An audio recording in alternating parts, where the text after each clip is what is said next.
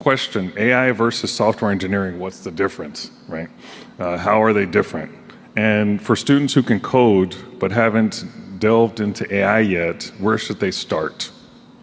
Yeah, it's a great question. I think that when any term becomes really popular really quickly, it tends to become overloaded. And if you've taken an object-oriented class, it quite literally means overloaded. It's multiple different definitions for more or less the same thing. And I think that software engineering looks fundamentally completely different today than it did even 15, 20 years ago. 20 years ago, we didn't have the cloud. And so 20 years from now, it's going to look very different from how it does today. And so when I say software engineering, a lot of people immediately go to coding in their mind.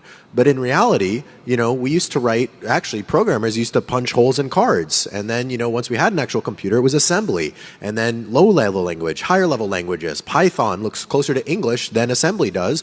And now all of a sudden, well, if your input is natural language to a chat GPT, then you're still programming, but you might not be doing the actual coding as much anymore. And so that's still software engineering, because software engineering is actually the design of these software systems and architectures to solve a particular problem. And you just might not be focusing as much on the code anymore.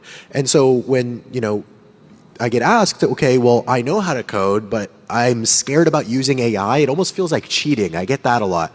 And granted, if you have a course or assignment, you definitely should not just pass off the AI code as your own.